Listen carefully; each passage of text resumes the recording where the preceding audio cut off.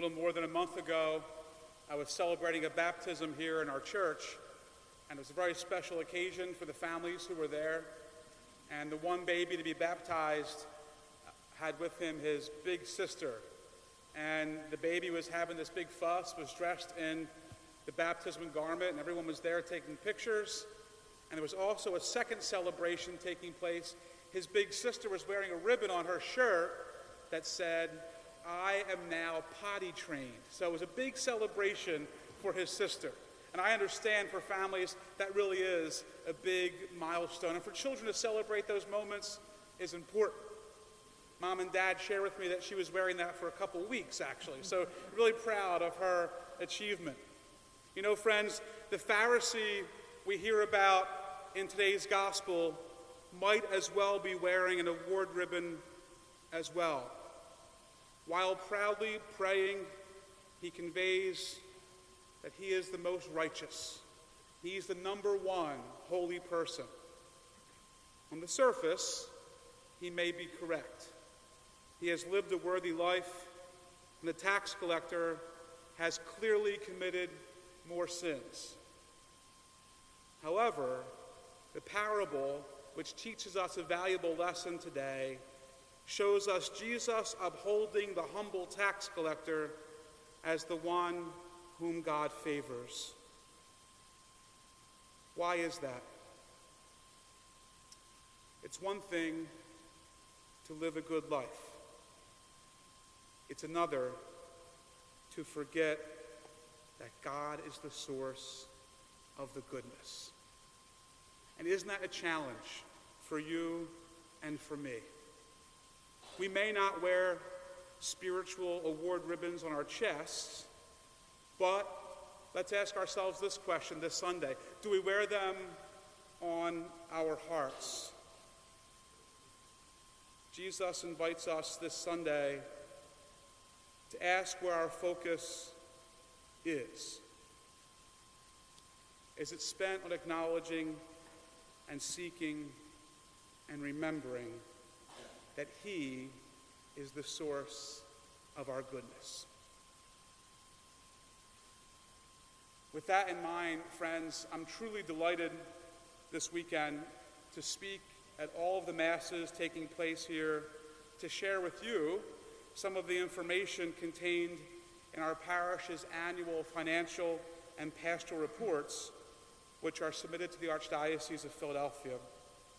While it is my duty as your pastor to present this, it is also a profound joy to celebrate all that God has enabled us to accomplish together in his name. The financial report for the fiscal year ending June 30th, which was presented to the Archdiocese, was overwhelmingly positive. This is a direct result of the dedicated year-long efforts of our Parish Finance Council. I'm deeply grateful for their commitment to our fiscal stability as they diligently review all statements, reports, and capital projects. Despite economic challenges and the reality of ongoing inflation, St. Elizabeth Parish has remained fiscally prudent. Thanks to your incredibly generous and consistent support, and for many, your increased giving. We are proud to report that we have paid all of our bills on time, and we have no outstanding debt as a parish. This week, a detailed financial statement will be emailed to our parishioners and will be available on the parish website.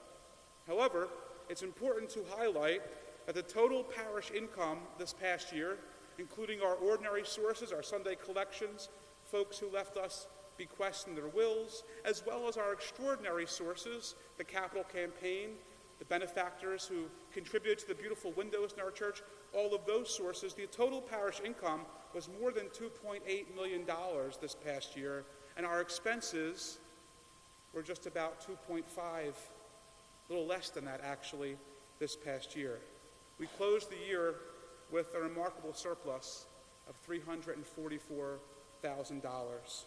And during this year, as you know, we successfully were able to invest more than $500,000 in vital capital projects, ensuring the long-term health of our facilities. Through the generosity of our parishioners, we were also able to add to the beauty of this church with those projects I had mentioned. Much of the capital improvements were supported by the extraordinary success of the 25th anniversary capital campaign. While the campaign is nearing its completion, we must acknowledge its amazing success.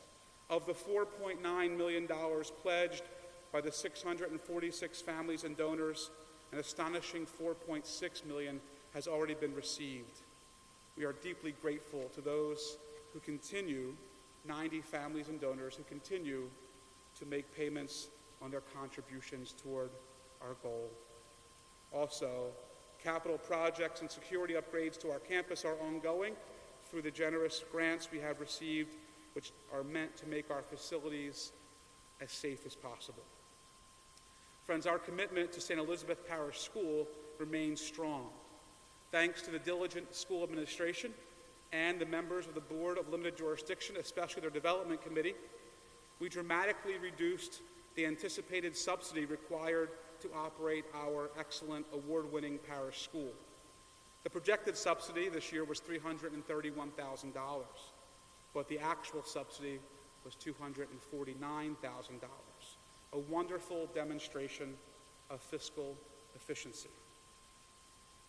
Friends, our parish is not just fiscally sound, but spiritually vibrant and growing.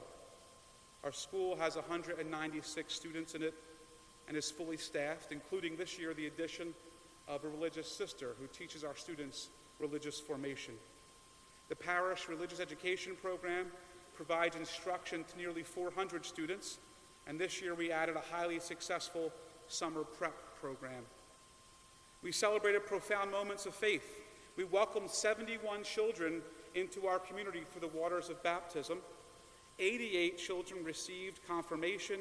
81 received First Holy Communion. We welcomed 6 new Catholic adults into our community. 17 couples celebrated the sacrament of matrimony here in our parish, and we offered funeral rites for 20 members of the community here at St. Elizabeth. What I find most remarkable, between June 1, 2024 and June 30, 2025, 146 new families registered as members of St. Elizabeth Parish, which now brings our rolls to 3,021 families, 10,220 individuals, a clear testament to the life and energy of this parish.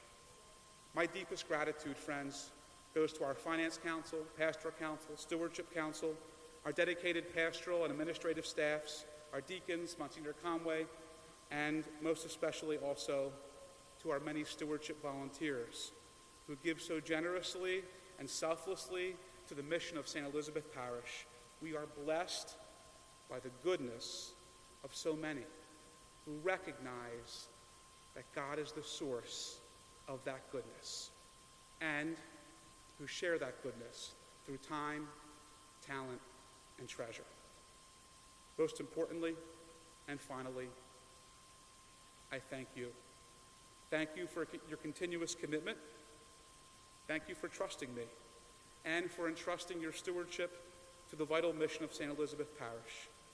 My prayer is that we may continue this great work together, growing in faith and stability for many years to come. May God bless you all.